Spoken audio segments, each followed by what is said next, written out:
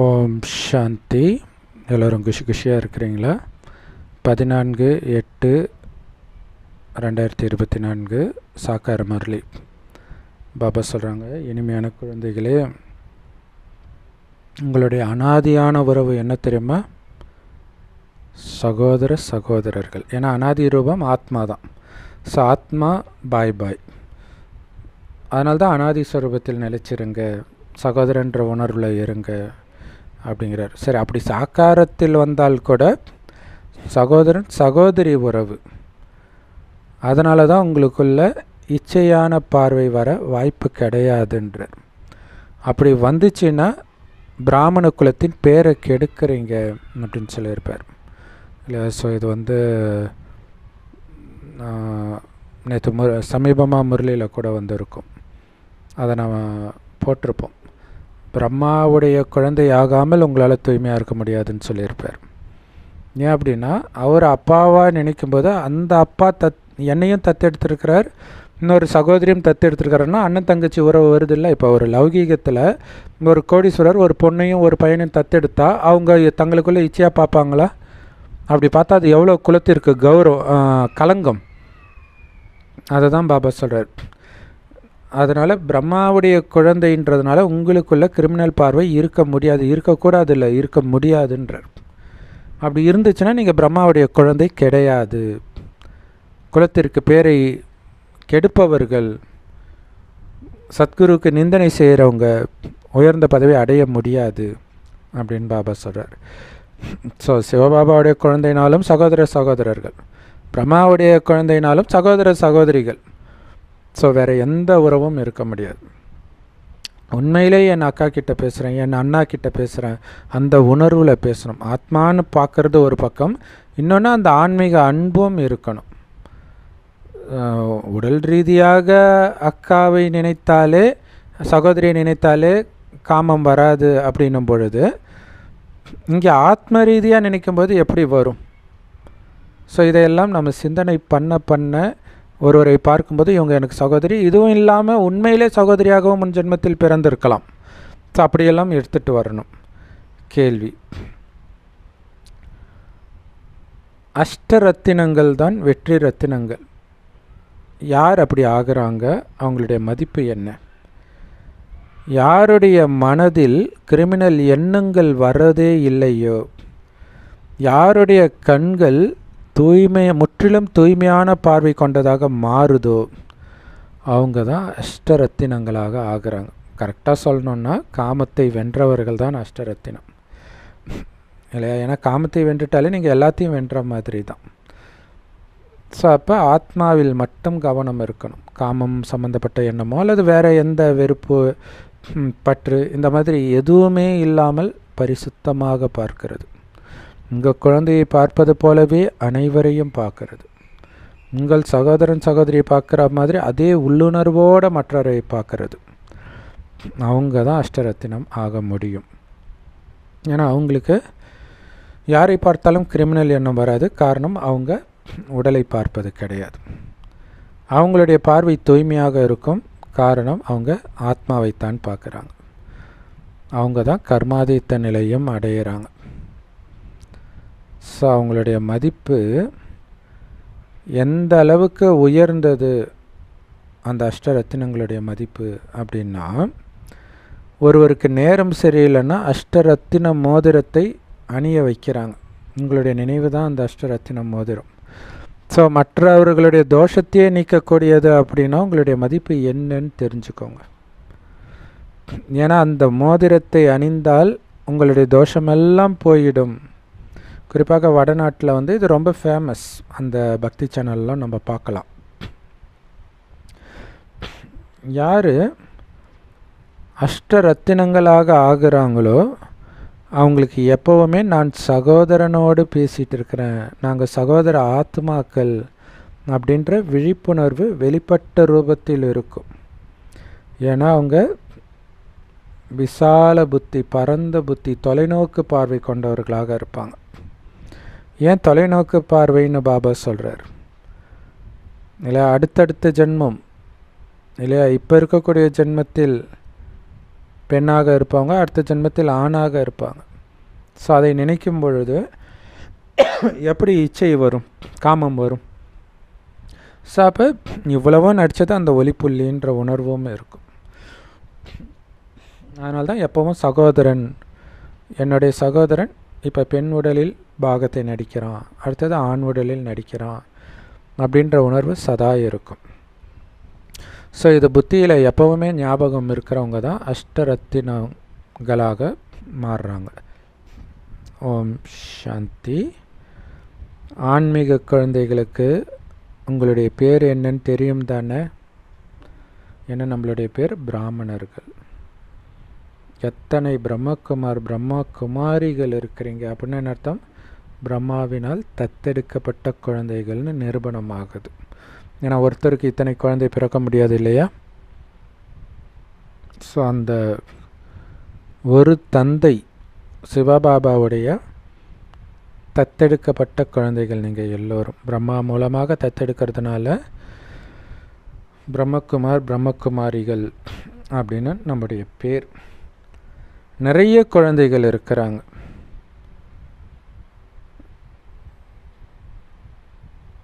ஒரு விதம் பிரஜாபிதா பிரம்மாவுடைய குழந்தைகள், இன்னொரு விதம் பரமபிதா பரமாத்மா சிவனுடைய குழந்தைகள். இப்போ கண்டிப்பாக அவர்களுக்கு இடையில் தொடர்பு இருக்குது.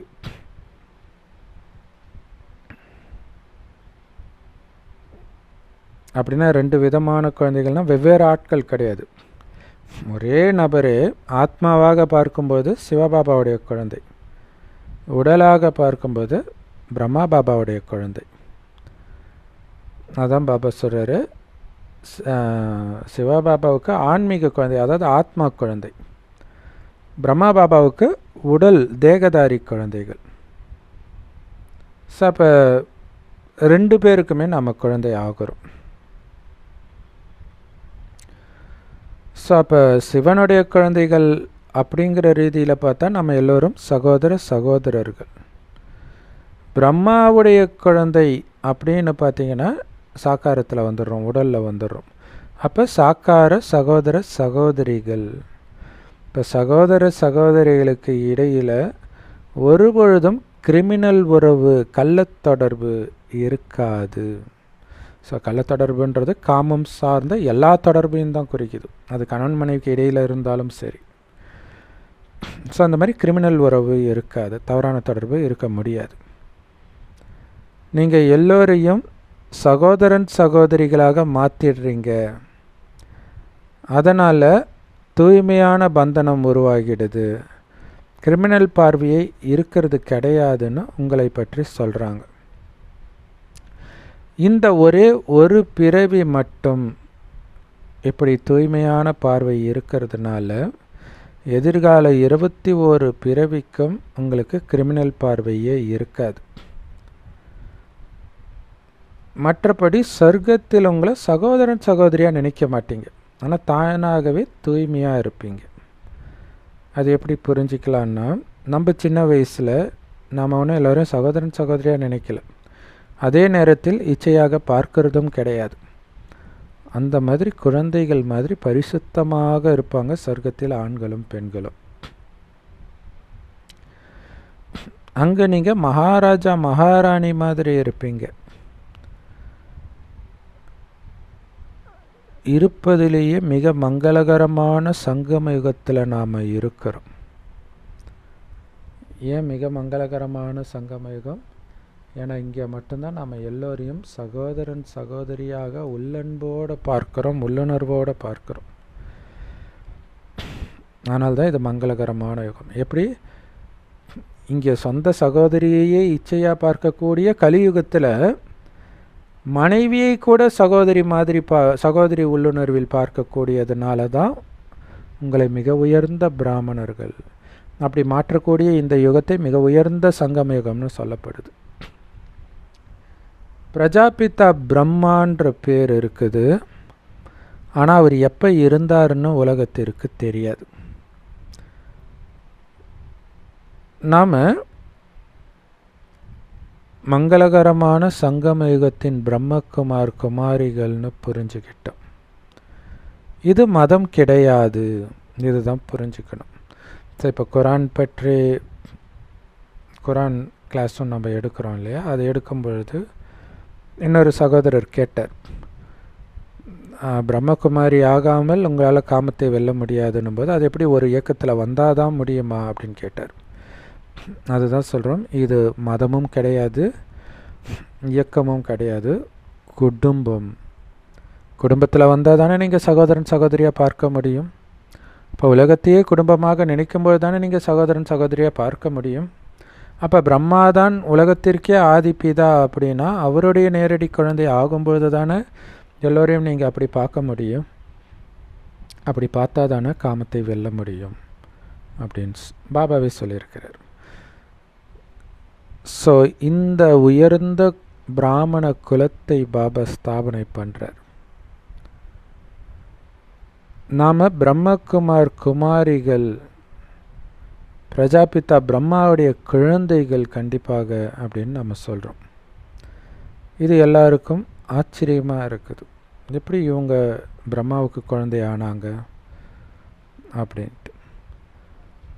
ஸோ அதுதான் அர்த்தமே, பிரம்மகுமாரிகள்னால் அதான் அர்த்தம், பிரம்மாவுடைய குழந்தைகள்னே நம்ம சொல்லலாம். அப்போ புரிஞ்சுக்குவாங்க. பிரம்மாகுமார் குமாரிகள்னும் போது நம்ம ஆட்களுக்கு பிரம்மாவுடைய குழந்தைகள் ஞாபகம் வர்றதில்ல, ஹிந்தியில் வரும். ஏன்னா ஹிந்தியில் குமார் குமாரினாலே குழந்தைன்னு தான் அர்த்தம். அங்கே கூட வருமானது டவுட்டு தான் இல்லையா, ஏன்னா பச்சா பச்சி தானே சொல்கிறாங்க. உண்மையிலே பிரம்மகுமார் குமாரிகள்னால் நாங்கள் அனைவரும் ஒரு தந்தையுடைய குழந்தைகள், சகோதரர்கள்னு அர்த்தம். அதனால்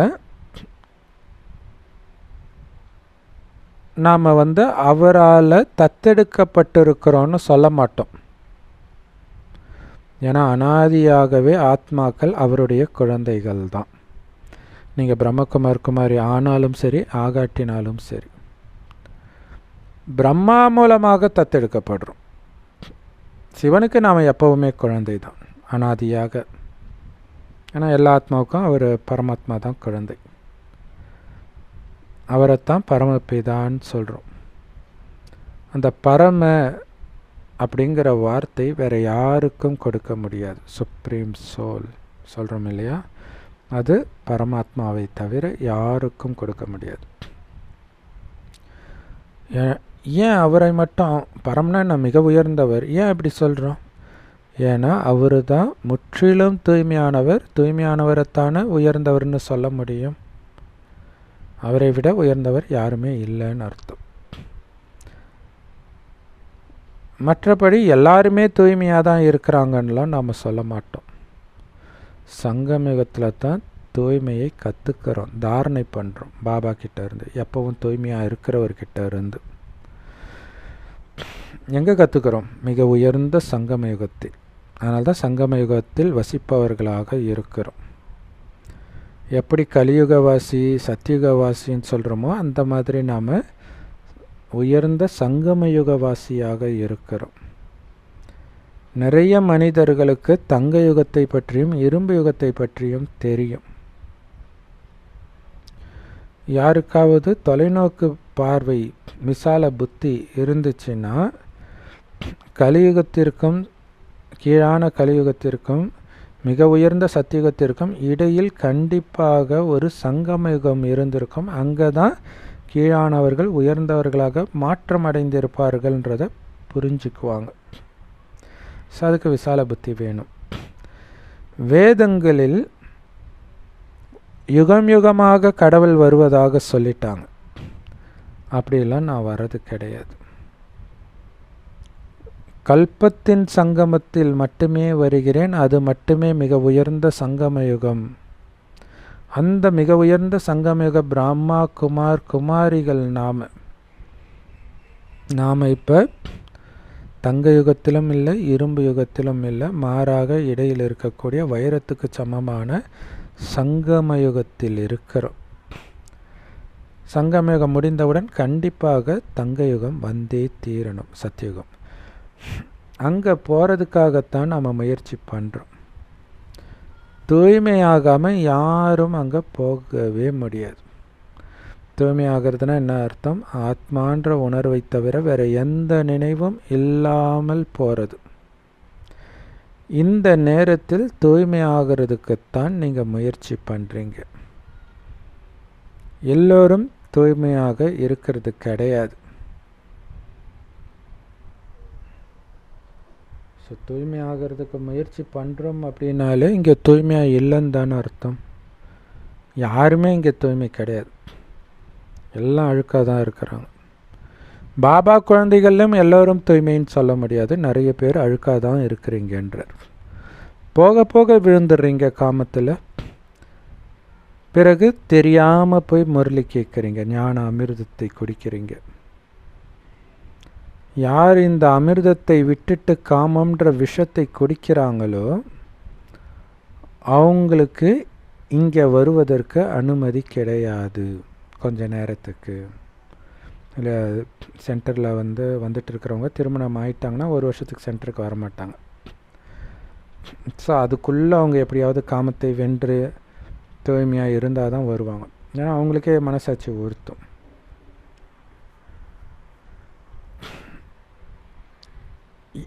எப்போ அமிர்தம் பகிர்ந்து கொடுக்கப்படுதோ அப்போ விகாரி அசுரர்கள் ரகசியமாக நடுவில் உட்கார்ந்துக்கிறாங்க, தேவதைக்கு நடுவில் அப்படின்னு சொல்லப்படுது.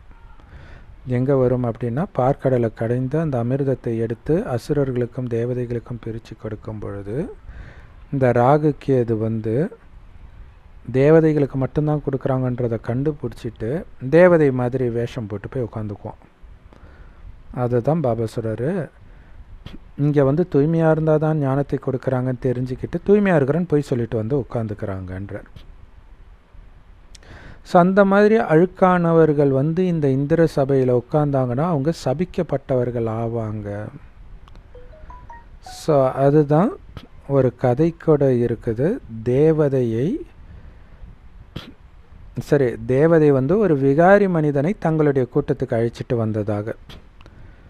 ஸோ அப்போ அந்த தேவதையுடைய நிலைமை என்ன ஆகும்? இல்லை, அழைச்சிட்டு வந்தவங்களுக்கும் மிகப்பெரிய பாவம் ஏற்படும். அதனால தான் தூய்மையாகாமல் மதுபனுக்கு அழைச்சிட்டு போக மாட்டாங்க. குறைஞ்சது 1 வருஷம் கழித்து தான் அழைச்சிட்டு போவாங்க, திருமணமானவர்களாக இருந்தால். திருமணம் ஆகாதவங்கன்னா கொஞ்சம் சீக்கிரமாக அழைச்சிட்டு போவாங்க. ஆனால் அவர்களையுமே 1 வருடம் கழித்து அழைச்சிட்டு போகிறது தான் பெட்டர். ஏன்னா இன்றைக்கி உலகம் அவ்வளோ மோசமாக இருக்குது. யார் விகாரிகளாக இருக்கிறாங்களோ அவங்க கண்டிப்பாக விழுவார்கள், ஏற்றம் இருக்காது. எவ்வளோ பக்காவான குழந்தையாக இருந்தாலும் எப்போ விகாரத்தில் விழுறாங்களோ அப்போ விழுந்துட்டாங்கன்னு அர்த்தம், ஃபெயிலும் ஆகிடுவாங்க. இதை புரிஞ்சுக்கணும். விகாரிகள் ஏறும் கலையில் செல்லவே முடியாது. ஸோ அப்போ விகாரி மனிதன் கல்லாக மாறிட்டான்னு சொல்லப்படுது. ஸோ அதுதான் அகலிகை, முனிவருடைய மனைவி அகலிகை இந்திரன் மேலே ஆசைப்பட்டு அவனோடு தவறாக தொடர்பு வச்சிருக்கிறத முனிவர் அறிந்து நீ கல்லா போன்னு சாபமிட்டுருவார். ஏன்னா இப்போ அந்த விகார உணர்வு வந்தாலே உங்கள் புத்தி கல்லா போயிடுன்றார். யோசிக்க முடியாது. ஆக்சுவலாக ஆத்திரக்காரனுக்கு புத்தி மட்டுன்னுவாங்க இல்லையா? கோபம் உணர்வே யோசிக்க விடாது. காம உணர்வு, கோபம் கூட கொஞ்ச நேரம் கழித்து போயிடும். ஆனால் காமம் ஒருத்தரோடு வந்துடுச்சுன்னா அது தொடர்ந்து இருந்துக்கிட்டே இருக்கும், அந்த போதையிலே இருப்பாங்க.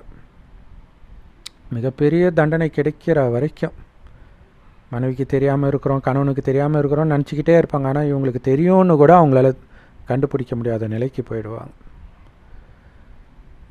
மனிதர்கள் உண்மையிலே கல்லாகவோ மரமாகவோ ஆகிறது கிடையாது, மாறாக கல் புத்தி உடையவர்களாக ஆகிடுறாங்க. ஸோ மரமாக அசுரர்கள் நின்றதாக நிறைய புராண கதை வரும். முருகன் பத்மாசுரன் அழிக்கும்போது பத்மாசுரன் கூட ஒரு மரமாக தான் நிற்பான், மாமரமாக பலாமரமாகவோ. ஸோ அதை வேளால் கீழ்ச்சி 2ஆக்கி ஒரு பகுதியை சேவலாகவும் இன்னொரு பகுதியை மயிலாகவும் முருகன் மாற்றிட்டாரு அப்படின்னு சொல்லுவாங்க. ஸோ மற்றபடி மரமாகிறதுல, அதாவது ஜடமாயிட்டாங்க, புத்தி யோசிக்க முடியலன்னு அர்த்தம். இங்கே தெய்வீக புத்தியுடையவராக மாறுறதுக்கு தான் நீங்கள் வந்திருக்கிறீங்க. அப்படி இருக்கும்போது ரகசியமாக போய் காமன்ற விஷயத்தை குடிச்சிங்க அப்படின்னா கல் புத்தியுடையவர்களாகவே இருந்துடுவீங்க.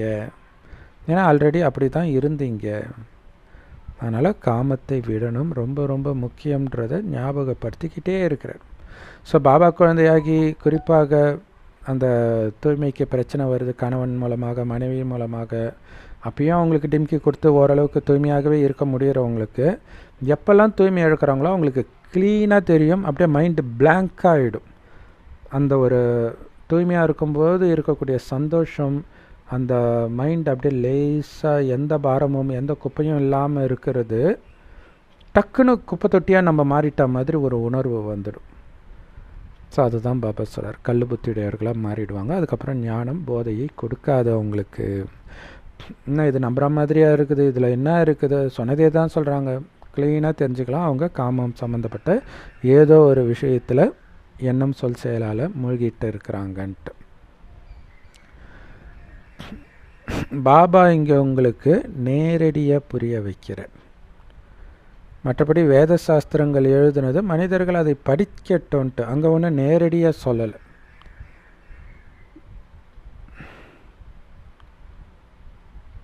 ஸோ இந்திர சபை அதில் பலவிதமான தேவதைகள் இருந்ததாக காட்டப்பட்டிருக்குது. ரத்தினங்கள்லையும் வரிசைக்கிரமம் இருக்குது. சிலது நல்ல ரத்தினங்களாகவும் விலை உயர்ந்ததாகவும் சிலது விலை கம்மியானதாகவும் இருக்கும் தரத்திற்கு ஏற்ப. தரம் கம்மியாக இருக்குது சிலதில், சில ரத்தினங்களுடைய வேல்யூ ரொம்ப ரொம்ப அதிகமாக இருக்குது. அஷ்டரத்தினங்கள், நவரத்தின மோதிரங்கள் இப்படியெல்லாம் உருவாக்குறாங்க. இதற்கு விளம்பரம் பண்ணுறாங்க. ஸோ இந்த விளம்பரம் தான் இந்த பக்தி சேனலில் எந்த நேரமும் ஓடிட்டு இருக்கும். ஹிந்திலெல்லாம், தமிழில் கூட ஓடுதுன்னு நினைக்கிறேன்.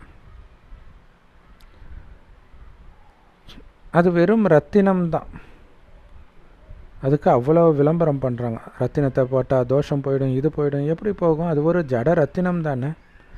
அதனால் உங்களுடைய குணம் மாறிடுமா? நீங்கள் செய்த பாவம் மாறிடுமா? இங்கே நீங்கள் பாபா முன்னாடி உட்கார்ந்துட்டு இருந்தால் கூட உங்களிலும் சிலர் வைரமாகவும், சிலர் எமரால்டாகவும், சிலர் ரூபியாகவும், சிலர் தோப்பாஸாகவும் இருக்கிறாங்கன்றார். இதெல்லாம் ரத்தினங்களுடைய வகைகள். ஸோ ஒவ்வொரு விதமான ரத்தினங்களாக இருக்கிறாங்க. ஒவ்வொரு ரத்தினத்திற்கும் இரவு பகலுக்கான வித்தியாசம் இருக்குது. அவங்களுடைய மதிப்புலையும் மிகப்பெரிய வித்தியாசம் இருக்குதுன்றார். அதே மாதிரி பாபா குழந்தைகளை மலர்களோடு ஒப்பிடுறார். விதவிதமான மலர்கள் இருக்குது. உண்மையிலே யார் மலர்கள்னு உங்களுக்கு தெரியும். பிராமண ஆசிரியர்கள் யார் வழிகாட்டியாகி மற்றவர்களை அழைச்சிட்டு வராங்களோ அவங்க தான் சிறந்த நறுமணமிக்க மலர்கள். ஏன்னா நிறைய பேரை தனக்கு சமமாக்கி அழைச்சிட்டு வராங்க. ஆனால் சில மாணவர்கள் டீச்சரை விட புத்திசாலியாக இருக்கிறாங்க புரிய வைக்கிறதுல. பாபா அந்த மாதிரி நேரத்தில் ஆசிரியருக்கு மலரை கொடுப்பதில்லை, மாணவருக்கு மலரை கொடுக்கிறார். சில மாணவர்களுடைய தன்மைகள் அந்த ஞானத்தை நடத்துகிற ஆசிரியரை விட அற்புதமாக இருக்குதுன்றார். அந்த குணங்கள் ஆசிரியரை விட இவங்க பவ்யமாக இருக்கிறாங்க. அவங்களுக்குள்ள எந்த விகாரமும் இருக்கிறது கிடையாது. சிலருக்கு கோபம், பூதம் போன்ற கோபம், பேராசை போன்ற பூதங்கள், குறைகள் இருக்கும். பாபா நேற்று சொன்னார் இல்லையா, பேராசையும் சாதாரண பூதம் கிடையாது, பற்றும் சாதாரண பூதம் கிடையாது அப்படின்ட்டு. ஸோ அப்போ யார் அந்த மாதிரி எந்த பூதமும் இல்லாமல் நல்ல ஞானத்தை கொடுக்குறாங்களோ அவங்க தான் பாபாவுக்கு பிரியமான வழிகாட்டி. அடுத்தது 2ஆம் நம்பர் வழிகாட்டி. இப்படின்னு வரிசைக்கிரமமாக பாபாவுக்கு தெரியும். சில குழந்தைங்க மற்ற குழந்தைங்க மாதிரி அவ்வளவு பிரியமானவர்களாக இருக்கிறது கிடையாது. ஆனால் அவங்க யாரை பாபா குழந்தையாக ஆக்கி அழைச்சிட்டு வராங்களோ அவங்க பாபாவுக்கு பிரியமான குழந்தையாக ஆகிடுறாங்க இல்லையா, அந்த அளவுக்கு சேவை செய்கிறாங்க.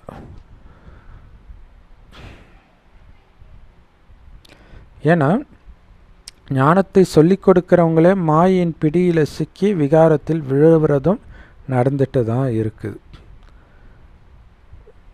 நிறைய பேர் பலரை இந்த விகாரம்ன்ற புதைகுழியிலிருந்து தூக்கிடுறாங்க. ஆனால் மற்றவர்களை காப்பாற்றி விட்டு இவங்க போய் புதைகுழியில் சிக்கிக்கிறாங்க. ஏன்னா மாயை அவ்வளவு சக்திசாலியானது. கிரிமினல் கண்கள் ரொம்ப ரொம்ப ஏமாற்றக்கூடியது அப்படின்னு குழந்தைங்க புரிஞ்சுக்கிறாங்க. ஸோ அப்போ மாயா எவ்வளோ பெரிய பலசாலி பாருங்கள். மற்றவங்கள புதைக்குழியிலேருந்து எழுப்பிட்டாலும் இவங்க விழுந்துடுறாங்க. வயநாடு நிலச்சரிவில் அந்த மாதிரி காப்பாற்ற போனவர்கள் சிக்கி இருக்கிறாங்க. அவங்க நிறைய பேரை காப்பாற்றிட்டு கட்சியில் அவங்க இறந்துருக்கிறாங்க. மாயையோ அதை விட மிகப்பெரிய சக்திசாலி இல்லையா? தொடர்ந்து வருது. வயநாடு நிலச்சரிவு தொடர்ந்து வரல, இது தொடர்ந்து வந்துக்கிட்டே இருக்கும். இந்த கிரிமினல் கண்கள் டக்கு டக்குன்னு உங்களை ஏமாற்றிடும். அழகாக இருக்கிறாங்க பாரு, எவ்வளோ அழகாக இருக்கிறாங்க, அந்த மாதிரி எண்ணத்தை உருவாக்கிடும். ஸோ இப்போ இன்டர்நெட் வருது, இப்போ யூடியூப்லேயே ஒரு செகண்ட் மயங்கி அழகாக இருக்காங்கல்ல அப்படின்னு நினச்சாலே ஏமாந்துட்டீங்கன்னு அர்த்தம். ரொம்ப ஜாக்கிரதையாக இருக்கணும். ஆத்மாவை மட்டும் பார்க்கணும். கிரிமினல் கண்கள் இருந்துச்சு அப்படின்னா சகோதரன் சகோதரியாக பாருங்கன்ற கட்டளையை உங்களால் ஃபாலோ பண்ண முடியாமல் போயிடும். அதுக்கு தான் ஆத்மாவில் மட்டும் கவனம் வைங்க. நான் தூய்மையான பார்வை கொண்டவன்றது சதா மனதில் ஓடிக்கிட்டே இருக்கணும். தூய்மையான பார்வையும் திடீர்னு மாயா கிரிமினல் பார்வையாக மாற்றி விட்டுடுது. எப்போ நீங்கள் கிரிமினலாக பார்க்குறத நிறுத்துறீங்களோ அப்போ தான் உங்களுக்கு அந்த தூய்மையான பார்வை வலிமையாக ஆகும்ன்றார் இல்லையா? வலுக்கட்டாயமாக நிறுத்தணும் இல்லையா? இப்போ நீங்கள் யூடியூப்லேயே பார்த்தா கூட அவங்க எவ்வளோ கவர்ச்சிகரமாக வந்தாலும் உங்களுக்கு உடம்பு பக்கமே கண்ணு போகக்கூடாது. ஸோ அதில் கவனம் வைக்கணும். அந்த முகத்திலும் ஆத்மாவில் மட்டும் கவனம் இருக்கணும். ஆனால் பிடிச்சி இழுக்கிற மாதிரி தான் அவங்க எடுப்பாங்க. ஆனால் தேவையில்லாமல் பார்க்கக்கூடாது. ஒருவேளை தேவையான விஷயத்திலே அந்த மாதிரி வந்தால் கூட ரொம்ப கவனமாக இருக்கணும். நிஜத்திலும் சரி, இன்டர்நெட்லேயும் சரி. ஸோ அப்படி வலுக்கட்டாயமாக கிரிமினல் பார்வை உடலை பார்ப்பதை நிறுத்தினீங்கனாலே தூய பார்வை வந்துடும். அந்த தூய பார்வைக்கு வலிமை வரும், வலிமை சேர்க்கின்றார். அதுக்கு பேர் தான் கர்மாதித்த நிலைன்னே சொல்கிறார். அப்போ கடைசி நேரத்தில் உங்களுக்கு டெஸ்ட் பேப்பர் எப்படி இருக்குன்னு புரிஞ்சுக்கோங்க. ஆத்மாவை தவிர வேறு எதுலேயும் உன்னுடைய கண்ணு போகக்கூடாது. ஆனால் போகிற மாதிரி சம்பவம் நடக்கணும், என்னென்ன நடக்கும்னு மட்டும் கற்பனை பண்ணிக்கோங்க. ஸோ அந்த அளவுக்கு நான் இருக்கிறேன்னு செக் பண்ணுங்க.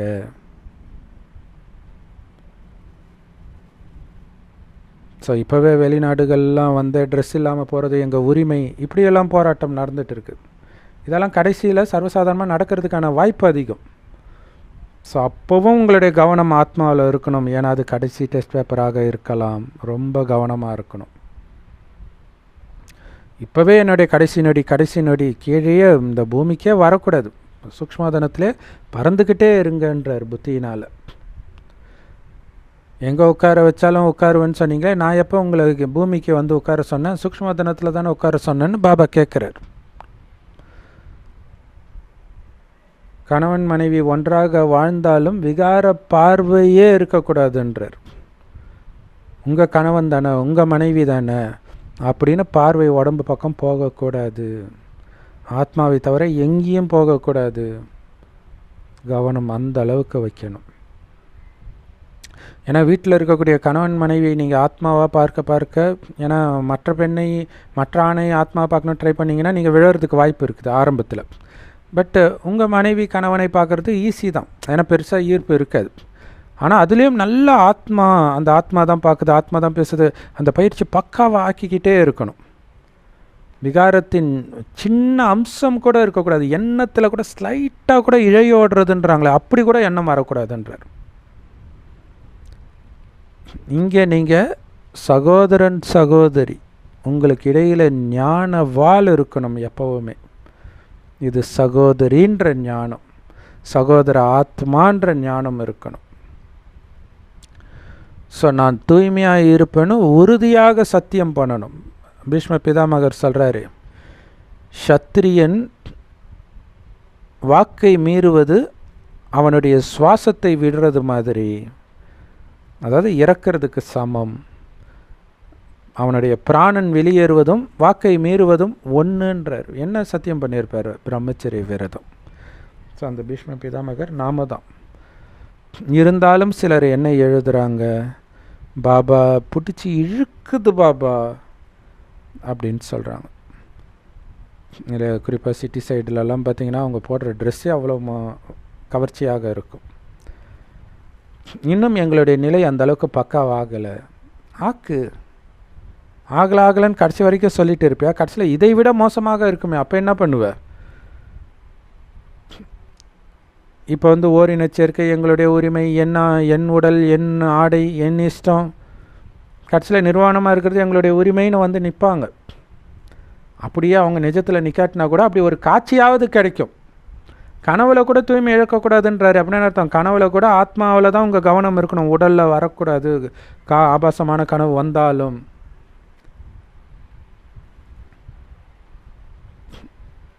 நாங்கள் முயற்சி பண்ணிட்டு தான் இருக்கிறோம் பாபா, ஆனால் அது முடியல பாபான்னு எழுதுகிறாங்க. ஆனால் எப்போ நம்முடைய கண்கள் முற்றிலும் தூய்மையாக மாறுதோ, தூய்மையான பார்வை கொண்டதாக மாறுதோ, அப்போ தான் உங்களுக்கு வெற்றி கிடைக்கும். ஸோ உங்களுடைய நிலை எந்த அளவுக்கு மாறணும்னா ஒரு விகார எண்ணம் கூட வரக்கூடாது, அந்த அளவுக்கு பக்காவாகணுன்றார். நான் மாதிரி முரளி இல்லையா, இந்த முரளி படித்தா காமத்தின் பக்கம் தலை வச்சு கூட படுக்க மாட்டீங்க. சமீபமாக ஒரு முரளிக்கு போட்டோம், இதற்கும் அது பொருந்தும். எண்ணத்தின் மூலமாக தானே பார்வைக்கு வருது, எண்ணத்திலே கட் பண்ணுங்கன்றார்.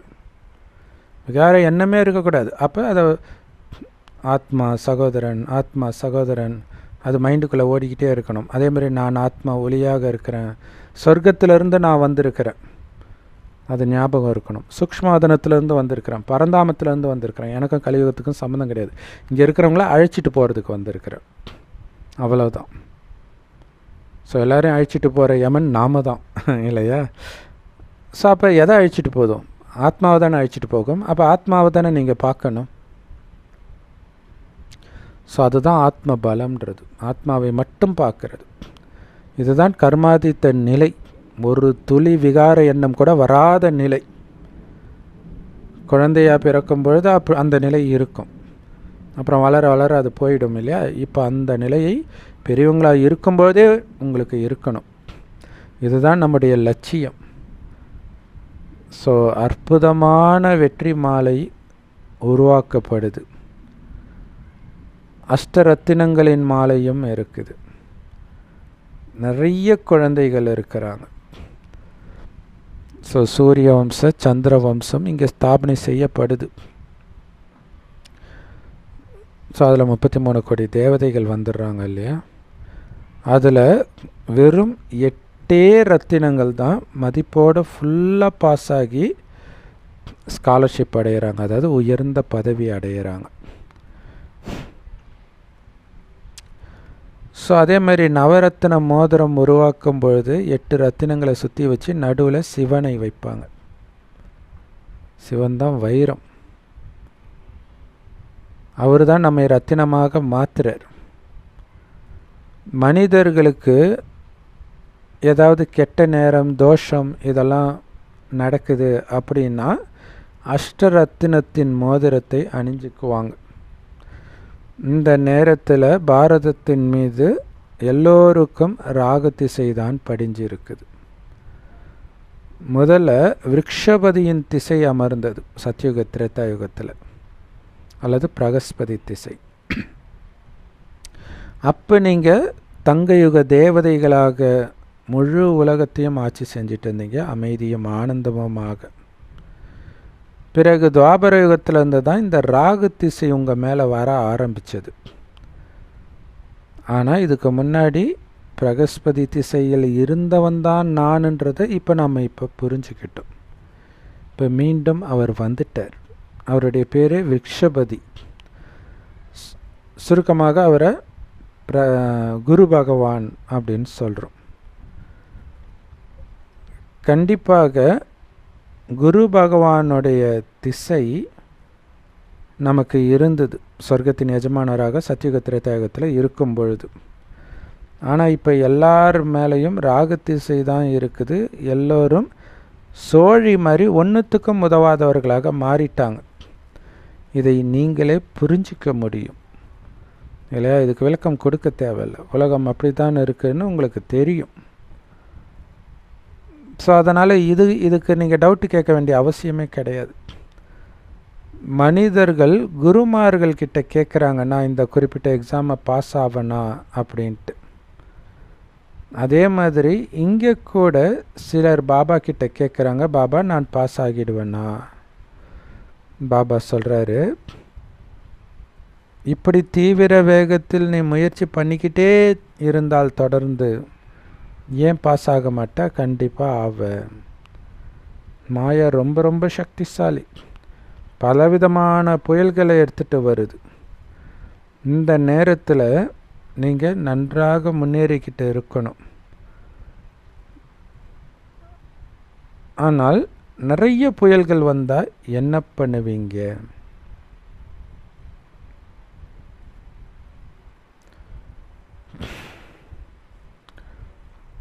ஏன்னா இது யுத்த மைதானம். மாயின் புயல் வரக்கூடாதுன்னு சொல்ல முடியாது.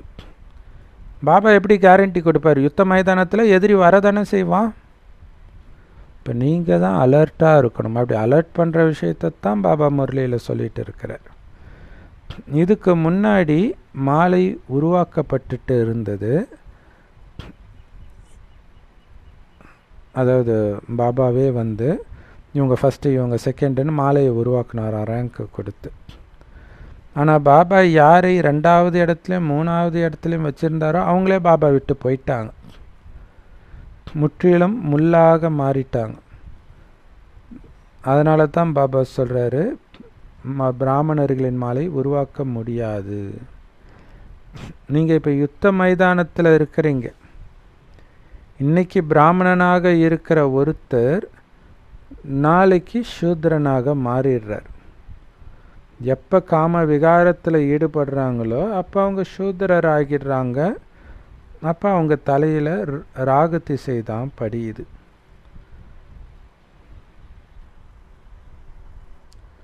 ஸோ அப்போ எவ்வளோ எச்சரிக்கையாக இருக்கணும் யோசிச்சு பாருங்கள். பிராமணனாக இருக்கிறோம், திடீர்னு சூத்ரன் ஆயிடுறோம். ஸோ அதை தான் கர்ணனை வந்து சூத்ர புத்திரா கர்ணா அப்படின்வாங்க, சூத்ரனுடைய மகன்ட்டு. அவங்க என்ன நினச்சிக்கிறாங்க, தேரோட்டியின் மகன்றதுனால அப்படி சொல்கிறாங்கன்னு நினச்சிக்கிறாங்க. அப்படி கிடையாது. அவனும் பாண்டவனாக இருந்தவன், திரௌபதிக்கு பிறந்தவன். ஆனால் தவறான தொடர்பில் போய் சங்கதோஷத்தில் போய் சூத்ரனாக மாறிடுறான். எப்போ விகாரத்தில் விழுறாங்களோ, காம விகாரத்தில் ஈடுபடுறாங்களோ அப்போ அவங்க சூத்ரர்கள் ஆகிடுறாங்க. தானாகவே அவங்க மேலே ராகு திசை வந்துடுது. நாம் பிரகஸ்பதி திசை அமர்வதற்காகத்தான் முயற்சி செய்கிறோம். அதற்காக தான் விருக்ஷபதியே நமக்கு இந்த ஞானத்தை சொல்லி கொடுக்கிறார்.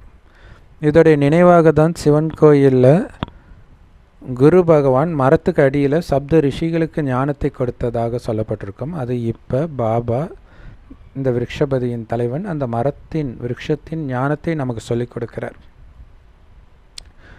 இன்னும் போக போக நீங்கள் மாயக்கிட்ட அற வாங்கிடுறீங்க. அப்போ ராகு கிரகணம் வந்துடுது. சிலர் பாபாவுக்கு துரோகி ஆகிடுறாங்க. எல்லா இடங்களிலும் இது நடக்குது. எல்லா மதத்திலையும் நடக்குது, எல்லா நாட்டிலையும் நடக்குது, இங்கேயும் நடக்குது இல்லையா? ஒரு நாட்டை விட்டு இன்னொரு நாட்டுக்கு போயிடுறாங்க அடைக்கலம் தேடி.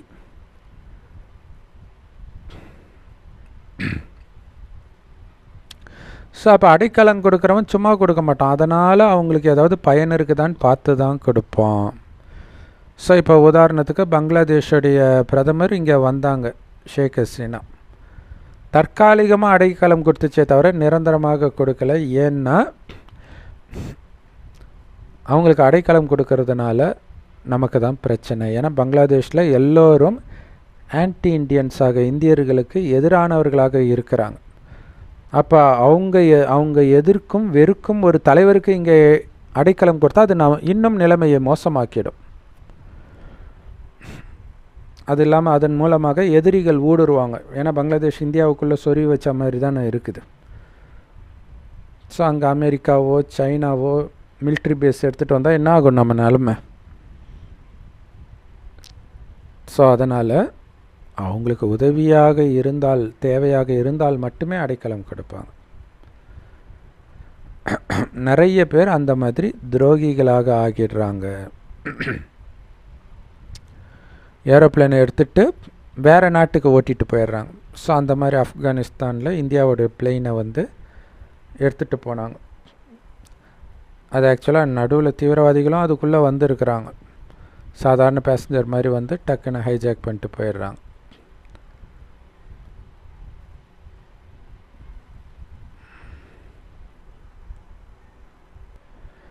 ஸோ அப்போ என்ன பண்ணிடுறாங்க, அந்த மனிதனுக்கு அடைக்கலம் கொடுத்துட்றாங்க. ஆனால் ஏரோப்ளேனை திருப்பி அனுப்பிச்சிடுவாங்க. ஏன்னா அது வேறு அரசாங்கத்துடைய சொத்து. தங்களுடையது எது இல்லையோ அது திருப்பி கொடுத்துடுவாங்க. ஆனால் தங்களை தேடி வந்தவங்களுக்கு அடைக்கலம் கொடுப்பாங்க. அகதின்னு சொல்கிறாங்க இல்லையா? ஸோ அகதியாக அடைக்கலம் கொடுக்குறாங்க. குழந்தைகளாகிய நீங்கள் இப்போ பாபா கிட்ட அடைக்கலம் புக தான் வந்திருக்கிறீங்க. அகதியாக, இந்த மாயின் தொல்லை தாங்க முடியல பாபா, எங்களை காப்பாற்றுங்க பாபான்ட்டு. பாபா எங்களுடைய மரியாதையை காப்பாற்றுங்க பாபா, இவன் எங்களை மானபங்கப்படுத்துகிறான்ட்டு திரௌபதி சொன்ன மாதிரி நீங்கள் சொல்கிறீங்க. திரௌபதி அப்படி தானே கூப்பிட்டா? அவங்க என்னை துகிலுறாங்க, நான் தூய்மை இழப்பதிலிருந்து என்னை காப்பாற்றுங்கள்னு கூப்பிட்டா இல்லையா? அது உண்மையில் நாம் தூய்மையாக இருக்கிறதுக்காக பாபாவை கூப்பிட்றதுடைய நினைவு தான். மற்றபடி தங்க யுகத்தில் யாரும் ஒருபொழுதும் தூய்மையை இழக்கிறது கிடையாது, அழுக்க ஆகிறது கிடையாது. ஏன்னா அது பேரே சம்பூர்ண நிர்விகாரி உலகம், தூய்மையான உலகம். சின்ன குழந்தைகள் எங்கே இருந்தாலும் நிர்விகாரிகளாக தான் இருக்கிறாங்க.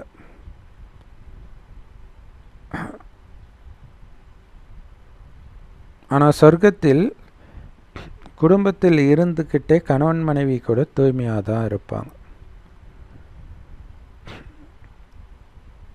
நிர்விகாரியாக இருப்பாங்க. அதனால தான் நாம் சொல்கிறோம், நரனிலிருந்து நாராயணனாகவும் நாரியிலிருந்து லக்ஷ்மியாகவும் நாங்கள் மாற்றுகிறோம். எப்படி சாதாரண மனிதனாக மாறியதற்கு காரணமான காமம்ன்ற முல்லை எடுத்துட்டாலே அவன் நாராயணன் ஆயிடுவான். காமம்ன்ற முல்லை எடுத்துட்டாலே அவன் மகாலட்சுமி ஆயிடுவான். அது நிர்விகார உலகம். அங்கே எல்லோரும் அழகாக இருப்பாங்க. ஆனால் எல்லோரும் ஆத்ம பலம் பொருந்தியவர்களாக இருக்கிற காரணத்தினால அங்கே யாரும் யாரையும் இச்சையாக பார்க்க மாட்டாங்க. அதனால தான் அந்த உலகமே நிர்விகார உலகம்னு சொல்லப்படுது. அங்கே ராவணனுக்கே வேலை கிடையாது. அது ராமராஜ்யம்.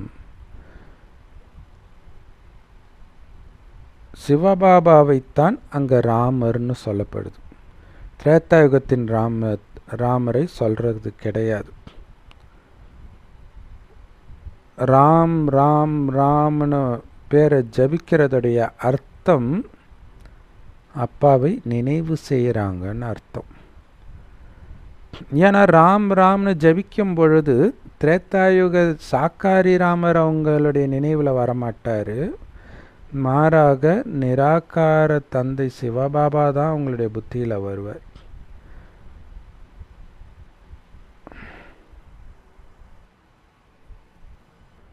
ஸோ அதிலும் மனிதர்கள் ராம்னு சொல்கிறாங்களே தவிர சீதை பேரை எடுக்கிறது கிடையாது. அதேமாதிரி ஸ்ரீகிருஷ்ணர் பேரை எடுக்கிறாங்க, ராதை பேரை எடுக்கிறது கிடையாது. ஆனால் ஆக்சுவலாக ராதே எடுக்கிறாங்கன்னு நினைக்கிறேன். ராதே இப்போ ராதே ஓம் ராதேன்னு ஒரு குரூப்பே இருக்குதுன்னு நினைக்கிறேன். அவங்க ஓம் ராதேன்னே சொல்லுவாங்க. பட் ஆனால் கிருஷ்ணருக்கு தான் முதல் மகிமை எப்படி பார்த்தாலுமே. ஒரே ஒரு தந்தை தான் இருக்கிறாரு இங்கே இல்லையா? அந்த பிரச்சனை கிடையாது. அங்கே ராமர் சீதை இருக்கிறாங்க, ராதை கிருஷ்ணர் இருக்கிறாங்க. அப்படி இருக்கும்போது ஒருத்தரை மட்டும் எடுக்கிறாங்க. ஆனால் இங்கே ஒரு தந்தை தான் இருக்கிறார். அவர் தான் சொல்கிறாரு, என்னை மட்டும் நினைவு செய்யுங்க. ஏன்னா ஸ்ரீகிருஷ்ணர் ஒன்றும் பதித்த பாவனர் கிடையாது. அவருடைய குழந்தை பருவத்தில் ராதையும் கிருஷ்ணரும் சகோதரன் சகோதரியும் கிடையாது, வெவ்வேறு ராஜ்யத்தை சார்ந்தவர்கள். ஸோ இதை பாபா அடிக்கடி சொல்வார். இதை ஏன் இப்படி சொல்கிறாரு, ஏன் இப்படி சொல்கிறாரு தோணிக்கிட்டே இருக்கும். இது என்ன அவ்வளோ பெரிய விஷயமா, ஏன் சொல்கிறார்? ஏன்னா இங்கே ஒவ்வொருத்தரையும் சகோதரன் சகோதரின்னு நினைக்கிறனால எங்கே அங்கேயும் சகோதரன் சகோதரியாக பிறந்துடும்னு ஒரு பயம் வந்துடும்ல. நிறைய பேருக்கு அப்படி இருக்குது இல்லை? அப்படி கிடையாது. இங்கே மட்டும்தான் நீங்கள் சகோதரன் சகோதரியாக நினைக்க போகிறீங்க அப்படிங்கிறார். அங்கே இயல்பாக தூய்மையாக இருப்பீங்க. அவங்க வெவ்வேறு ராஜ்யத்தை சார்ந்தவர்கள். சின்ன குழந்தைங்க எப்படியா இருந்தாலும் தூய்மையாக தான் இருப்பாங்க. பாபாவும் சொல்கிறாரு, சின்ன குழந்தைகள் மலர்கள் அப்படின்னு சொல்கிறார். இயேசு கூட பைபிளில் சின்ன குழந்தைகளை என்னிடம் வரவிடுங்கள், இந்த மாதிரி ஆகாமல் பரலோக ராஜ்யத்திற்கு வர முடியாது என்று சத்தியமாக சொல்கிறேன்னு சொல்லியிருப்பார். ஏன் குழந்தைகளை மலர்கள்னு சொல்கிறாங்க அப்படின்னா, அவங்களுக்கு விகார பார்வையே இருக்காது. அவ்வளோ பரிசுத்தமாக இருக்கும் அந்த பார்வை இல்லையா? வயதாக வயதாக அவங்களுடைய பார்வை விகாரத்தின் பக்கம் திரும்புது. அதனால தான் குழந்தையையும் மகாத்மாவையும் சமம்னு சொல்கிறாங்க. தூய்மையாக இருக்கிறவங்கள தான் மகாத்மான்னுவாங்க. ஸோ குழந்தையும் தூய்மையாக இருக்கிறதுனால மகாத்மான்றாங்க. ஆனால் உண்மையில் மகாத்மாவை விட குழந்தை உயர்ந்தவர். ஆக்சுவலாக குழந்தையும் தெய்வமும் குணத்தால் ஒன்றுன்னுவாங்க. காரணம் என்னென்னா, அந்த காமம்னா என்னன்னே தெரியாது குழந்தைக்கு. மகாத்மாவுக்காவது தெரியும். தேவதைகள் மாதிரி, தேவதைகளும் அப்படி தான் இருப்பாங்க. அதான் பாபா சொல்கிறார், மகாத்மாவுக்காவது நம்ம காமத்தினால பிறந்தோன்னு தெரியும், குழந்தைங்களுக்கு அதுவும் தெரியாது. குழந்தை எப்போ தந்தையுடையவராக ஆகிடுதோ அப்போவே அந்த குழந்தைக்கு ஆஸ்திக்கு உரிமை வந்துடுது. நீங்கள் உலக ராஜ்யத்தின் எஜமானர்கள் ஆகிறீங்க. இது நேற்றைய விஷயம்தான். உலகத்தின் எஜமானர்களாக நேற்று இருந்தீங்கன்ற இல்லையா? பாபாவுடைய பார்வைக்கு 2500 அதாவது ஒரு கல்பமே ஒரு பகல் இரவு மாதிரி தானே. அதனால தானே பிரம்மாவின் பகல் பிரம்மாவின் இரவுன்றார். நேற்று இருந்து இங்கே இன்றைக்கி இழந்துட்டீங்க அப்படின்னு சொல்கிறார். இப்போ மீண்டும் அதை அடைஞ்சிட்டு இருக்கிறீங்க, உலகத்தின் எஜமானர் ஆகிட்டு இருக்கிறீங்க, எவ்வளோ பெரிய பிராப்தி அடைஞ்சிட்டு இருக்கிறீங்க. அதனால் கணவன் மனைவி சகோதரன் சகோதரியாகி தூய்மையாக இருக்கிறதுல என்ன பெரிய விஷயம், என்ன பிரச்சனைன்றார். நீங்கள் அடைய போகிற விஷயத்துக்கு கம்பேர் பண்ணும்போது இதெல்லாம் ஒன்றுமே கிடையாதுன்றார். பாபா குழந்தைய விடுங்க, அஞ்ஞானிகளே எத்தனை பேர் காமம் இல்லாமல் இருக்கிறாங்க. கணவன் மனைவியை சண்டை போட்டுக்கிட்டு, சண்டை போடாட்டினா கூட எல்லோரும் என்ன எந்த நேரமும் காமத்திலே மூழ்கி கிடக்கிறாங்க இருக்கிறாங்கல்ல. ஆனால் இங்கே உங்களுக்கு லட்சியமே, அதாவது மிகப்பெரிய பரிசே கொடுக்குறார் தூய்மையாக இருக்கிறதுக்கு, சும்மா கிடையாது. அதுக்கு முன்னாடி இந்த ஒரு ஜென்மம் தூய்மையாக இருக்கிறதுல உனக்கு என்ன ஆகிட போகுதுன்றார். ஏன்னா கொஞ்சமாவது நீ முயற்சி பண்ணணும்ல. அப்புறம் எதன் ஆதாரத்தில் அவனுக்கு மட்டும் நாராயணன் பதவியை கொடுத்தேன்னு கேட்க மாட்டார். இப்போ பிரகஸ்பதியின் திசை உங்களுக்கு கிடைக்கிது முயற்சிக்கேற்ப. நீங்கள் சொர்க்கத்துக்கு போகிறீங்க, ஆனால் இந்த படிப்பை படித்தாலே சொர்க்கத்துக்கு போயிடும். படிக்கிறதே சொர்க்கத்துக்கு போகிறதுக்கு தான். ஆனால் இந்த படிப்பை நீங்கள் எந்த அளவு படிக்கிறீங்களோ அதை பொறுத்து உயர்ந்த பதவியோ அல்லது சாதாரண பதவியோ அடைவீங்க. நல்லா படித்து மலர்களானால் உயர்ந்த பதவி அடைவீங்க. மலர் ஆகலைன்னா அதற்கேற்ற பதவி தான் கிடைக்கும். இது பூந்தோட்டம்.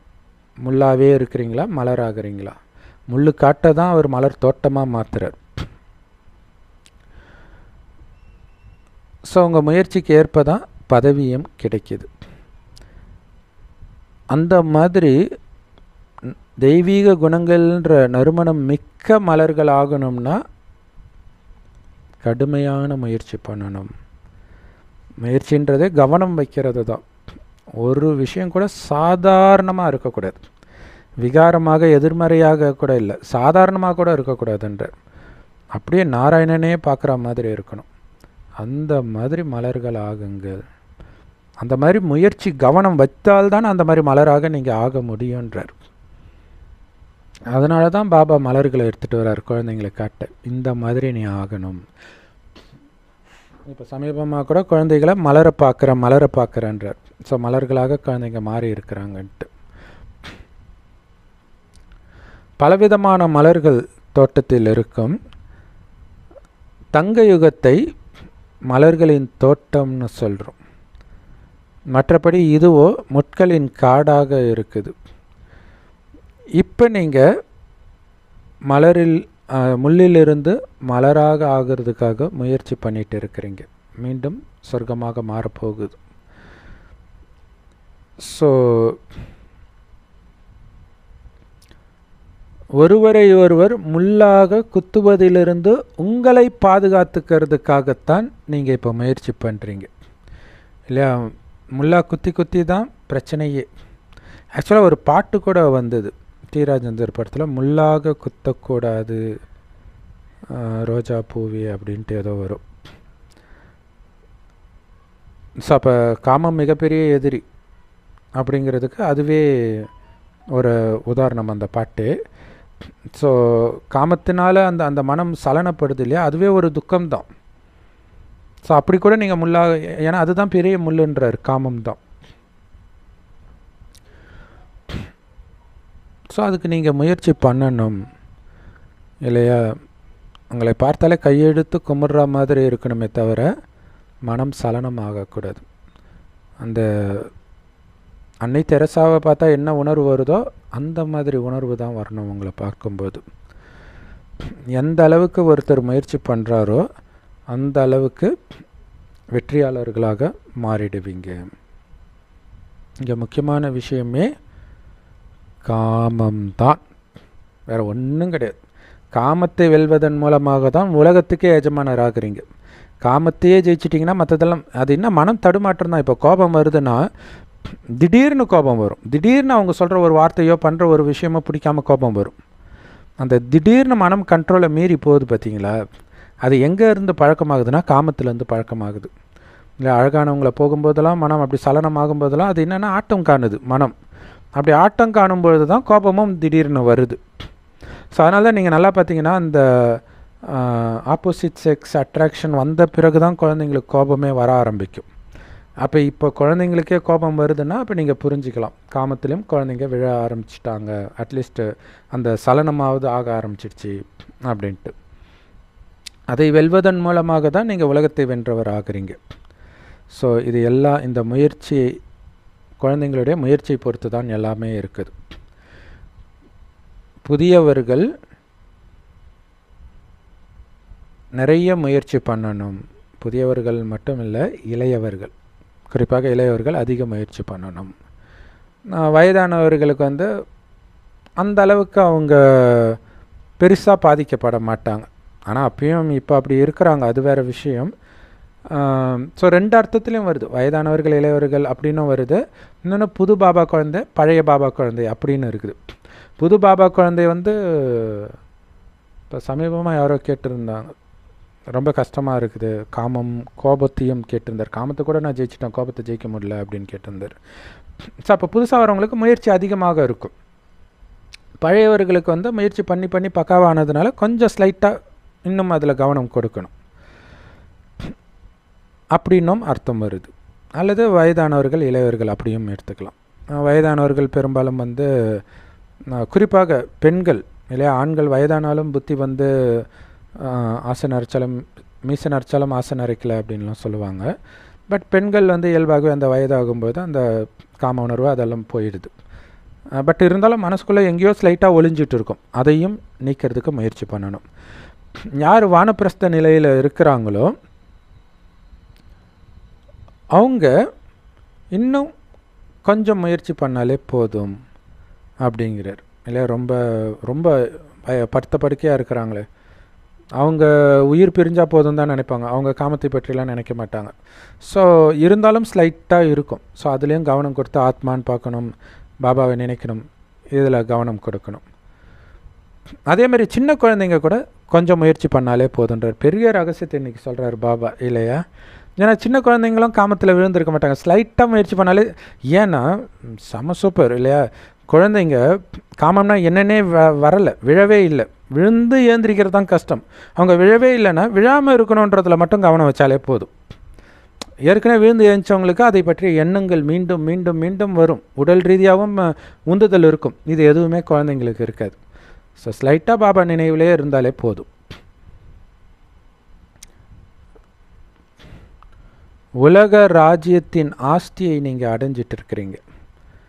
அதனால் இந்த ஒரே ஒரு ஜென்மத்தில் தூய்மையாக இருந்தால் உங்களுக்கு என்ன ஆகிட போகுதுன்றார் இல்லையா? எங்கள் ஊர் பக்கம் சொல்லுவாங்க, இதை பண்ணால் குடியாக முழுகிடும்ட்டு. அது மாதிரி இந்த ஒரு ஜென்மம் மட்டும் தூய்மையாக இருந்தால் குடியாக முழுகிட போகுது. ஏன்னா உலக ராஜ்யத்தையே நம்ம பேருக்கு எழுதி கொடுக்குறாரு 21 பிறவிக்கு. இப்போ இந்த ஒரு ஜென்மம் தூய்மையாக இருக்கிறது ஒரு பெரிய விஷயமா? விட முடியலன்ட்டு அடிச்சிக்கிறீங்களே. உங்களுக்கு முன்னாடி பெரிய சொர்க்க ராஜ்யமே இருக்குது. ஆக்சுவலாக காமத்தில் விழறதுனால இப்போ இந்த கலியுகத்தின் சொத்தையே இழப்பாங்க இல்லை? சரவண பவன் முதலாளி அந்த காமத்தில் விழுந்ததுனால தான் அவ்வளோ பெரிய கோட்டையை கட்டி வச்சார். கடைசியில் அதை அனுபவிக்க முடியாமல் கடைசியில் ஜெயிலே இறந்தார். இப்போ இருக்கிறதும் போயிடும், காமத்தில் விழுந்தால் அதுவும் இருக்குது. ஸோ ஏன்னா நீங்கள் செய்த பாவத்துக்கான தண்டனையெல்லாம் வருது. அதிலிருந்தெல்லாம் காப்பாற்றுறதுக்கு மிகப்பெரிய பாதுகாப்பு கவசம் தூய்மை தான், காமத்திலேருந்து விடுபட்டு இருக்கிறது தான். ஸோ இப்போவும் தண்டனையிலேருந்து தப்பிக்கிறீங்க. அதுக்கு பதிலாக சுயராஜ்ய அதிகாரியாக இப்போ அடையிறதுனால சொர்க்கத்தின் ராஜ்யமும் உங்களுக்கு கிடைக்குது.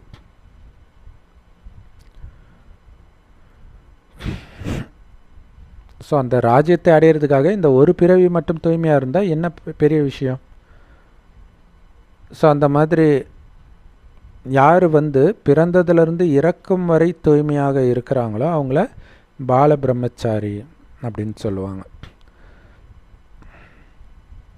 யார் தூய்மை ஆயிடுறாங்களோ அவங்க மேலே பாபாவுக்கே ஈர்ப்பு வருதான். அவங்கள தான் எல்லோருக்குமே பிடிக்கும் இல்லையா, தூய்மையாக இருக்கிறவங்கள. ஸோ குழந்தையிலிருந்தே இந்த ஞானத்தை ஒருத்தங்க எடுக்கிறாங்கன்னா அந்த குழந்தை பாதுகாக்கப்படும். சின்ன குழந்தைங்க எதுவும் அறியாதவர்களாக இருப்பாங்க. ஆனாலும் ஸ்கூலுக்கு போகும்போது ஸ்கூலில் நிறைய குப்பை வரும் தானே. இன்றைக்கி எல்லார் கையிலையும் மொபைல் ஃபோன் எல்லாம் இருக்குது இல்லையா? ஒரு குழந்தை கெட்டு போச்சுன்னா அது கம்முன்னு இருக்காது. ஸ்கூலில் எடுத்துகிட்டு மொபைல் ஃபோனை எடுத்து போட்டு காட்டும் எல்லா குழந்தைங்களுக்கும். டக்குன்னு பற்றிக்கும். ரொம்ப ஜாக்கிரதையாக இருக்கணும் இல்லையா? கிளாஸுக்கு ஒருத்தன் கெட்டு போனாலே போதும், எல்லாருக்கும் அந்த ஆபாச வீடியோ பார்க்குறது அப்படி இப்படின்னு கெட்டு போயிடுவாங்க. ஸோ அதனால தான் நல்ல தொடர்பு உங்களை உயர்த்தும், கெட்ட தொடர்பு உங்களை வீழ்த்தும்னு சொல்லுவாங்க. ஒரு முஸ்லீம் கிட்ட போய் இந்து மதம் சம்மந்தப்பட்ட ஒரு புக்கையோ எதையோ ஒன்று கொடுக்குறீங்க உங்கள் ஸ்கூல்லனா கூட, இல்லை வேண்டாம் நான் முஸ்லீம்ன்றாங்க.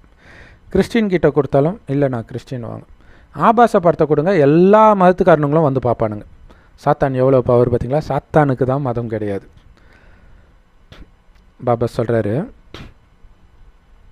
நான் உங்களை சிவாலயத்துக்கு அழைச்சிட்டு போகிறேன். தங்க யுகம் முற்றிலும் தூய்மையான புத்தம் புதிய உலகம், அதுதான் சிவாலயம், புத்தம் புது உலகம். அங்கே ரொம்ப கம்மியான மக்கள் தான் இருப்பாங்க. பிறகு கொஞ்சம் கொஞ்சமாக வளர்ச்சி அடையுது. ரொம்ப கம்மியான தேவதைகள் தான் அங்கே இருப்பாங்க. கம்மியானவர்கள் இருப்பாங்க, ஆனால் தெய்வீக குணம் நிரம்பியவர்களாக இருப்பாங்க. ஸோ அந்த மாதிரி புதிய உலகத்துக்கு போகிறதுக்குத்தான் நாம் இப்போ முயற்சி பண்ணணும். நல்லது. ஸோ செம பவர்ஃபுல்லான முறையில் குறிப்பாக தூய்மையை பற்றி அவ்வளவு ஆழமாக சொல்லியிருக்கக்கூடிய அன்பான பாப்தாதாவுக்கு அன்பு நினைவுகள் மற்றும் காலை வணக்கம். பாபாவுக்கு பிரியமானவர் ஆகணும் அப்படின்னா காமத்தை வென்றவராக ஆகணும். தெய்வீக குணங்களை தாரணை செய்து மலராகுங்கள். குறைகளை நீக்கிக்கிட்டே இருங்க. முள்ளு குத்துறா மாதிரி விகாரத்தினால் ஒருவருக்கொருவர் துக்கத்தை கொடுக்காதீங்க. எந்த விகாரத்தினாலையும் மதிப்போடு தேர்ச்சி பெறணும். ஸ்காலர்ஷிப் அடையணும் அப்படின்னா யாருமே நினைவு வராத நிலை, எதுவுமே நினைவு வராத நிலை, அந்த நிலையை அடைங்க. வெறும் பாபா சொர்க்கத்துக்கு போகிறேன், பாபா சொர்க்கத்துக்கு போகிறேன், இது மட்டும்தான் ஞாபகத்தில் இருக்கணும். ஸோ அந்த நிலை தான் கர்மாதித்த நிலை. அந்த நிலை அடைந்தவர்கள் தான் உயர்ந்த பதவி அடைவாங்க. உங்களுடைய கண்கள் முற்றிலும் தூய்மையானதாக மாறணும். எப்போவுமே பிரகஸ்பதி திசை தான் உங்கள் மேலே இருக்கணுமே தவிர ராகு திசை வந்துடக்கூடாது. செம பவர்ஃபுல்லான வரதானம் பாபா சொல்கிறாரு. இந்த பிராமண வாழ்க்கையில் உங்களுக்கு கிடைச்சிருக்கக்கூடிய அனைத்து பொக்கிஷங்களையும் பயனுள்ள வகையில் பயன்படுத்தி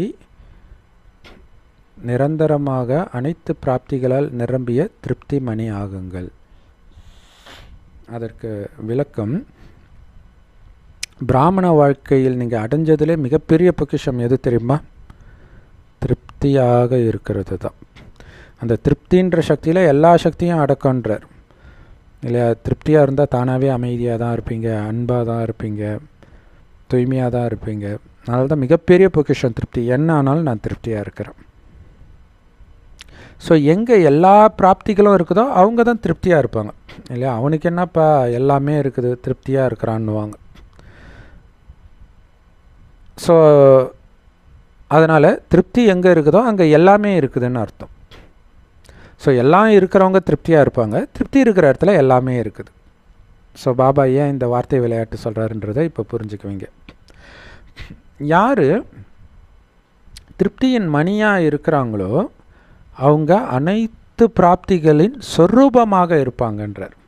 ஸோ இங்கே பிராப்திகள்ன்றது சூக்ஷ்ம சக்திகள், குணங்கள், இதுதான். ஸோ திருப்தியாக இருக்கிற ஒரு பயங்கரமாக கொடுமைக்கார கணவன், ஆனால் நான் திருப்தியாக இருக்கிறேன்னா என்ன அர்த்தம்? அமைதியின் சக்தியின் சொரூபமாக இருக்கிறீங்க, அன்பின் சக்தியின் சொரூபமாக இருக்கிறீங்க. அதனால் அவர் என்ன பண்ணாலும் உங்களுக்கு அதிருப்தியே ஆகலை, அதான அர்த்தம். ஸோ அதனால் இங்கே கலியுகத்தில் எல்லாம் இருக்காது, ஆனால் எதுவும் இல்லாமலே நீங்கள் திருப்தியாக இருக்கணும். அதற்கு எல்லா பிராப்திகளும் நீங்கள் திருப்தியாக இருந்தாலே அடைஞ்சிடுவீங்கன்றார், எல்லா சக்திகளும். அதனால் அவங்களுடைய இதயம் எப்போவும் என்ன பாட்டு தெரியுமா பாடும்? நான் எதை அடையணும்னு நினைத்தேனோ அத்தனையும் அடைந்து விட்டேன் அப்படின்னு இருக்கும். எப்படி ஈஷா யோகாவில் அத்தனைக்கும் ஆசைப்படு, இங்கே அத்தனையும் அடைந்து விட்டேன். ஆசைப்படுறதெல்லாம் கிடையாது இங்கே. ஸோ அனைத்து பிராப்திகளிலும் எப்பவும் நிரம்பி இருக்கணும்னா அதுக்கு என்ன பண்ணணும்? ஸோ பாபாவுடைய முரளியை கேட்டு அதன் சாரமாக பாபாவை நினைவு செய்து செய்து அமைதி சக்தியை நிரப்பிக்கிறீங்க. முரளி கேட்டு கேட்டு எதிர்கொள்ளும் சக்தி, முடிவெடுக்கும் சக்தி, பகுத்தறியும் சக்தி, எல்லா சக்தியும் நிரம்புது இல்லையா? இந்த சக்தியை எல்லாம் காரியத்தில் பயன்படுத்துங்க. இந்த சக்தியை பயன்படுத்துகிற மாதிரி சூழ்நிலை வரும், பயங்கரமான டெஸ்ட் பேப்பர் வரும், அப்படியே அமைதியின் சொரூபமாக ஆகுங்க. அப்போ அதை பயன்படுத்துகிறீங்கன்னு அர்த்தம். அப்போ என்ன அர்த்தம்? அனைத்து பிராப்திகளையும் நிரம்பி வழிவீங்க, அந்த பொறுமையின் சக்தியும் நிரம்பி வழிவீங்க. ஸோ எந்த அளவிற்கு நீங்கள் இந்த பொக்கிஷங்களை பயனுள்ளதாக ஆக்குறீங்களோ அந்த அளவுக்கு இந்த பொக்கிஷங்கள் இன்னும் இன்னும் அதிகமாகும். அப்போ அதிகமாகுது, நிரம்பி வழியுதுன்னா திருப்தியாக தானே இருப்பீங்க. அதுக்கு தான் பாபா சொல்கிறார், அடைந்த பொக்கிஷங்களை பயன்படுத்துங்கள். ஞானம் இருக்குதா, கொடுத்துக்கிட்டே இருங்க. சக்தி இருக்குதா, கொடுத்துக்கிட்டே இருங்க. ஸோ பாபா கிட்ட என்னென்ன விசேஷ குணங்களை எல்லாம் அடைந்தீங்களோ அதை எல்லாம் காரியத்தில் பயன்படுத்திக்கிட்டே இருக்க இருக்க அது அதிகரிச்சுக்கிட்டே இருக்கும். அதிகரிக்க அதிகரிக்க நீங்கள் ஆனந்தமாக திருப்தியாகத்தான் இருப்பீங்க. ஸ்லோகனில் பாபா சொல்கிறாரு, புனித அன்னப்பறவை அப்படின்றது பாபா நமக்கு கொடுத்த டைட்டில். அன்னப்பறவை என்ன பண்ணும்? முத்தை ஒரு பக்கமாக பொறுக்கி வச்சுட்டு கூழாங்கல்ல வேறு பக்கம் தள்ளி வச்சிடும். அந்த மாதிரி நல்ல குணன்ற முத்தை மட்டும் நீங்கள் தாரணை பண்ணணும். குறைகள்ன்ற கூழாங்கல்ல தள்ளி வச்சிடுங்கன்றார். யாரை பார்த்தாலும் அந்த நல்ல குணம் மட்டும்தான் தெரியணும். அப்போ தான் நீங்கள் புனித அன்னப்பறவைன்றார். அந்த நல்ல குணம் மட்டும் பார்க்கும்போது நமக்கு ஆனந்தம் தான் வரும். குறைகளை பார்த்தா தான் நமக்கு கோபம், வெறுப்பு இதெல்லாம் வரும். ஸோ அப்போ புனித அன்னப்பறவை எப்பவும் சிரித்த முகத்தோடு இருக்கிறதுக்கு காரணம் அதுக்கு குறைகளே தெரியாது, நிறைகள் மட்டுமே தெரியும். ஸோ அந்த மாதிரி புனித அன்னப்பறவைகளாக ஆகுங்கள். பிறருடைய குறையை பார்க்காதீர்கள், நிறையை மட்டுமே பாருங்கள், அதை மட்டுமே தாரணை பண்ணுங்கள். அதுவும் அந்த குணத்தை தான் தாரணை பண்ணுமே தவிர அந்த நபர் மீது பற்று வந்துடக்கூடாது. அதுவும் முக்கியமான விஷயம். ஏன்னா இந்த குணத்திற்கு சொந்தக்காரர் பாபா கிட்டேருந்து அது வந்திருக்குது, அதை புரிஞ்சுக்கணும். அந்த குணத்தை பார்க்கும்போது ஆஹா, இந்த குழந்தைக்கு எவ்வளோ நல்ல குணத்தை பாபா கொடுத்துருக்கிறாருன்னு யோசிக்கணும். அந்த குழந்தைக்கு இந்த குணம் இருக்குதுன்னு யோசிச்சிங்கன்னா மாட்டிக்குவீங்க சூக்ஷ்ம பற்றில். ஓம் சாந்தி. Love you Bap Dada. Thank you Bap Dada. குஷியாக இருங்க, குளிர்ச்சியாக இருங்க.